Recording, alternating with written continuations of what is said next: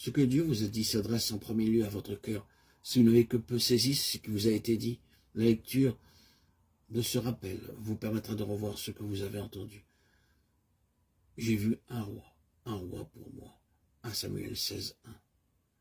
Ce qui a été reçu dans le cœur deviendra à l'heure de Dieu votre expérience, pourvu que vous obéissez en mettant en pratique ce que le Seigneur a pu vous dire. Ma part, ô Éternel, je le dis, c'est de garder ta parole. Psaume 119, 57. Honorez le Seigneur en obéissant, faites ce qu'il vous dira, servez-le joyeusement. C'est ainsi que vous entrerez progressivement dans l'expérience de la plénitude qui est en lui.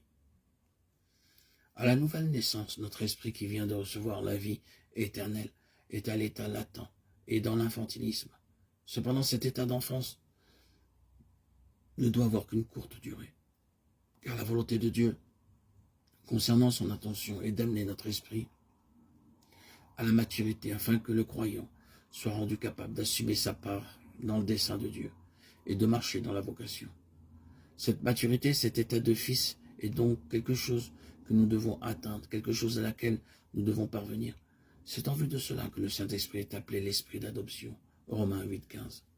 Car l'adoption divine est celle des croyants parvenus à la pleine maturité, ceux dont l'esprit aura été formé à travers les voies de Dieu et la discipline spirituelle. Ceci montre de façon évidente que toutes les activités de la vie, celles de Christ, sont dans l'esprit appelées aussi l'homme intérieur, Éphésiens 3, 16, 2 Corinthiens 4, 16. Dieu avait donné à Adam la domination sur toute la création, mais à cause de sa désobéissance, il perdit tout. Cependant, le dessein de Dieu à l'égard de ses rachetés demeure faire de nous un royaume et des sacrificateurs, qui a fait de nous un royaume des sacrificateurs pour Dieu son Père, Apocalypse 1, 6. Aussi, lorsque nous recevons le don de la vie éternelle, si cette vie gouverne notre être intérieur, elle introduit en nous le sens de notre destinée, celle du trône. C'est elle qui nous donne cette vision élevée du dessein de Dieu. Cependant, cette accession au trône implique que nous vainquions. Celui qui vaincra, je le ferai asseoir avec moi sur mon trône, comme moi j'ai vaincu et me suis assis avec mon Père sur son trône. Apocalypse 3, 21. Et ailleurs, celui qui vaincra héritera de ces choses. Je serai son Dieu et il sera mon fils. Ainsi Dieu ne désire pas seulement des gens rachetés, mais des rois.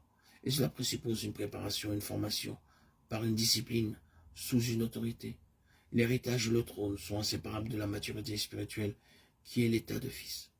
En tant que croyants, nous sommes également sacrificateurs dans l'ancienne alliance. La première chose que nous voyons concernant les sacrificateurs, c'est qu'ils offraient à Dieu les holocaustes, des sacrifices, entièrement consumés par le feu sur l'autel. Compte tenu de ce double aspect, demandons à Dieu que ce pas fondamental se réalise dans son dessein en nous. Dieu nous appelle à le suivre. Israël est un peuple racheté, témoin des œuvres puissantes de Dieu. Cependant, il lui fut infidèle en se faisant un veau d'or, alors que Moïse était sur le mont Sinaï. Satan avait détourné le cœur de ce peuple, et en l'éloignant de Dieu, il lui ravit l'adoration. Alors Moïse se plaça à la porte du camp. À moi, ceux qui sont pour l'Éternel, Exode 32, 26. Seule la tribu de Lévi s'assembla auprès de lui. Et Moïse lui dit, consacrez-vous aujourd'hui à l'Éternel, même en sacrifiant votre fils, votre frère, afin qu'il vous accorde aujourd'hui une bénédiction. Exode 32, 29.